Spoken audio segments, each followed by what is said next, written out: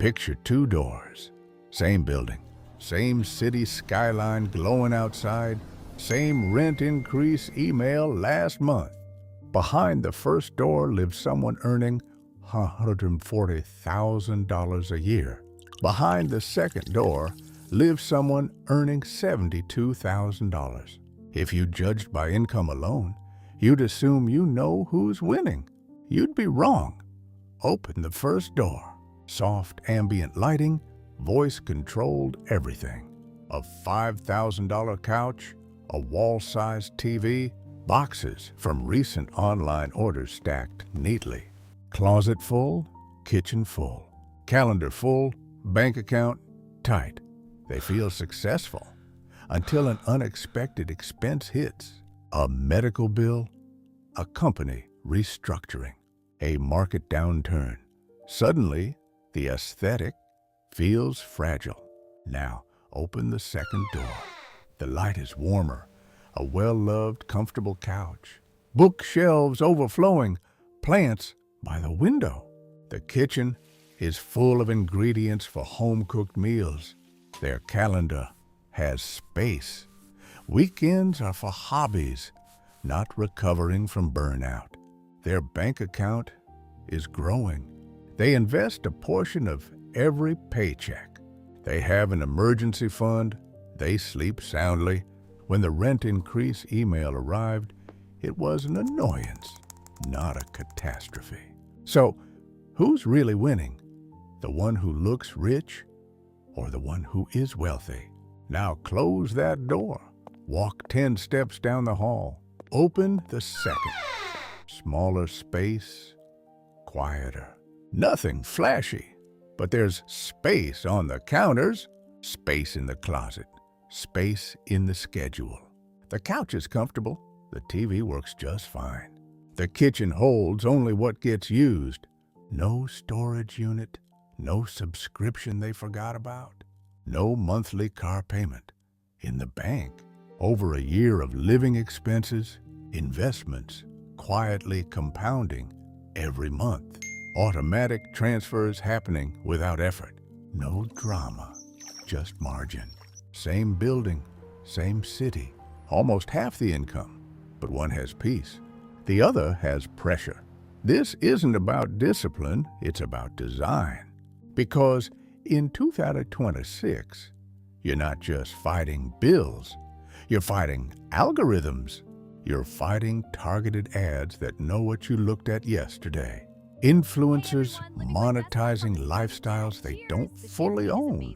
Upgrade culture disguised as self-improvement. And nobody tells you the truth. Everything you own costs you twice. The first time is the price tag. The second time is quieter. It's the square footage it occupies while rent climbs every year. It's the maintenance, the insurance, the upgrades, the mental tabs open in your brain. And the biggest cost of all, opportunity. That $3,000 impulse furniture set, left invested at 8% for 25 years, it becomes over $20,000 you didn't buy a couch. You traded a future option. One evening, the power goes out. In the hallway, lit by emergency lights, the two doors open. The first resident steps out, phone in hand, frantically trying to get a signal, complaining about how his smart home is now just a dumb home. He's agitated, talking about the disruption. The second resident emerges with a candle and a book. She smiles, faintly. Good excuse to disconnect for a bit, she says, more to herself than to him. In that moment, with no screens to distract them, the difference isn't about their income. It's about who owns their life and who is owned by it. Minimalism isn't about empty rooms. It's about full control. Because every object whispers something.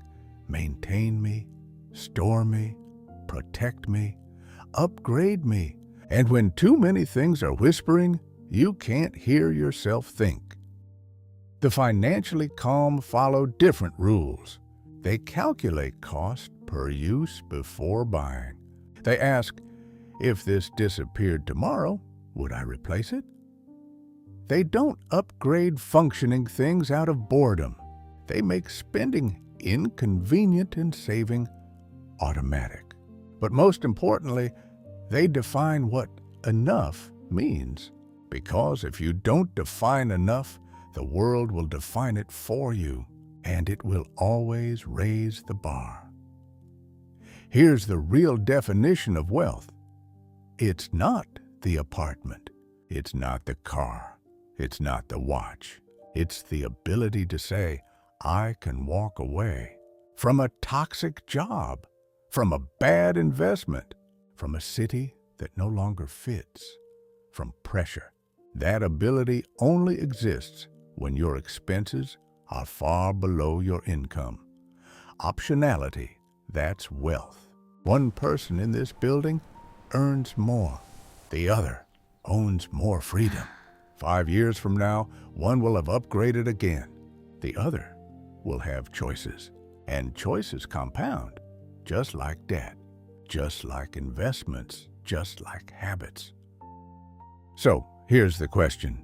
Are you building a life that looks expensive or a life that feels stable? Because those are not the same thing. 2 doors, same city, different philosophies. One is financed by income. The other is funded by intention. Choose carefully, because peace doesn't come from what fills the room. It comes from what fills the margin. If you learned something from this, please do me a favor and click the subscribe button below so you don't miss out on more videos like this. Have a great day.